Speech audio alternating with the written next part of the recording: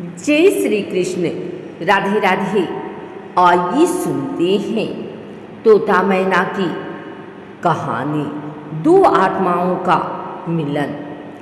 बहुत समय पहले की बात है, जब धरती पर जंगलों की हरियाली मन को मोहित करती थी, नदियाँ शुद्ध और निर्मल बहती थी और पक्षियों का कलरव ही सुबह की आरती समझा जाता था। हिमालय की एक घाटी में, जहाँ देवदार के पेड़ आसमान को छूते थे, वही एक शांत गांव था, माधवपुर। उस गांव के बाहर एक विशाल बरगद का पेड़ खड़ा था और उसी पेड़ की डाल पर दो पक्षी रहते थे, तोता और मैना। तोता का नाम था हरिदास, क्योंकि उसके पंखों में हरे रंग की ऐसी चमक थी जैसे पत्तों में ओश की बूंदें। मैना का नाम था चंपा, जिसकी आंखों में उतनी ही गहराई थी जितनी किसी झील में डूबती सूरज की परछाई में होती है। दोनों बचपन से साथ थे। जब हवा पेड़ों की डालों को झुलाती तो वे एक दूसरे के करीब बैठकर गुनगुनाते। हरिदास अपनी चोंच से चंपा के लिए दाने चुन लाता और चंपा बदले में उसके पंख संवारती। उनका प्रेम न बोलने की बात थी, पर पूरी प्रकृति उनके प्रेम को महसूस करती थी। सुबह जब सूरज उगता तो बरगद के पत्तों से छनकर आती सुनहरी रोशनी उन पर गिरती और लगता मानो स्वयं सूर्यदेव उन्हें आशीर्वाद दे रहे हों।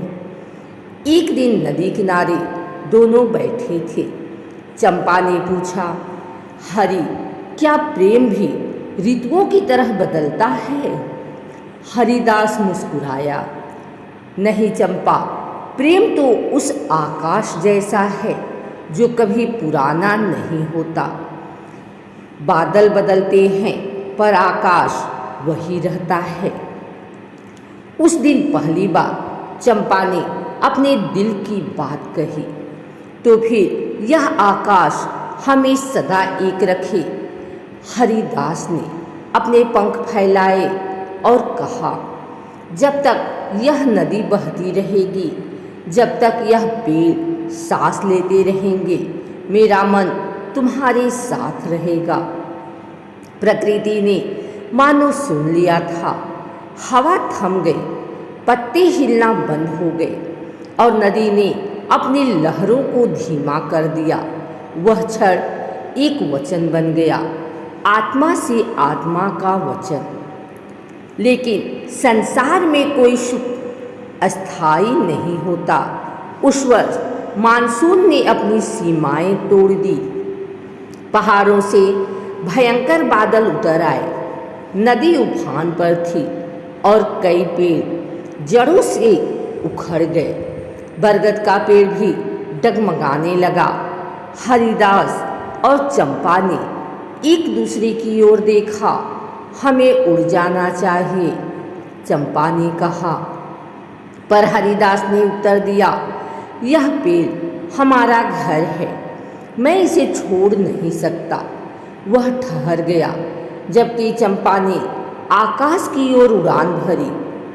मैं वापस आऊंगी हरि, बस तू सुरक्षित रहना। लेकिन तूफान निर्दयी था। बिजली गिरी और बरगद का एक बड़ा हिस्सा गिर पड़ा। जब तूफान थमा तो केवल टूटी डालें और बिखरे पंख बचे थे। हरिदास वही कहीं खो गया था। जब चंपा लौटी तो बरगद का पेड़ जैसे उसकी प्रतीक्षा में सूख चुका था। उसने पुकारा, हरि, हरिदा, कहो ना, तुम कहाँ हो? उत्तर में केवल हवा थी जो पत्तों को हिला रही थी। वह बरगद की जड़ के पास बैठ गई। उसकी आंखों से आंसू गिरकर मिट्टी में समा गए। वह नहीं रो रही थी, वह प्रार्थना कर रही थी, हे प्रभु, अगर प्रेम सच्चा है तो यह जुदाई केवल शरीर की हो, आत्मा की नहीं। दिन बीतते गए। चंपा अब अकेली उड़ती थी। वह दूर दूर तक जाती, लेकिन किसी पेड़ पर ठहर नहीं पाती। हर बार कोई पेड़ दिखता तो उसे बरगद याद आता, कोई हरापन दिखता तो हरिदास की झलक। वह अब कम बोलती थी। उसकी आवाज में एक करुणा थी, जैसे हर स्वर में पुकार छिपी हो। जंगल के सारे पक्षी जानते थे यह वह मैना है जो प्रेम की प्रतीक्षा में है। एक दिन एक साधु उस पेड़ के नीचे रुके जहाँ चंपा अक्सर बैठती थी। उन्होंने पूछा, पक्षी, तेरा स्वर इतना उदास क्यों है? चंपा बोली, मैं किसी को ढूंढ रही हूँ जो अब केवल हवा में है। साधु मुस्कुराए, प्रेम तो वही है जो जुदाई में भी मिलन का मार्ग बना दे। तू उसके पंख नहीं देखेगी अब, पर उसकी आत्मा तेरे भीतर है। चंपा को उस दिन पहली बार लगा कि हवा की हर लहर में हरिदास की फुसफुसाहट है। वह आंसू रोक न पाई, लेकिन मन को एक शांति मिली। समय बीतता गया, मौसम बदले। एक दिन जंगल में आग लग गई।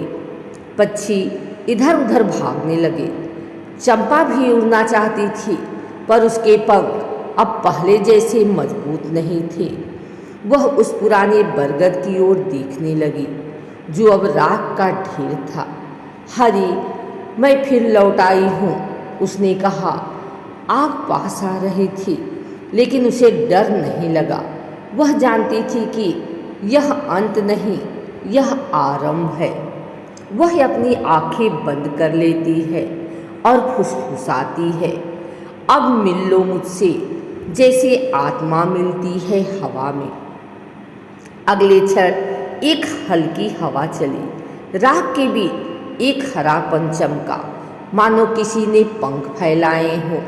लोग कहते हैं उस दिन जंगल की राख से दो परियां निकली, एक हरी रोशनी और एक सुनहरी चमक, जो आकाश में मिल गई। वह थे हरिदास और चंपा।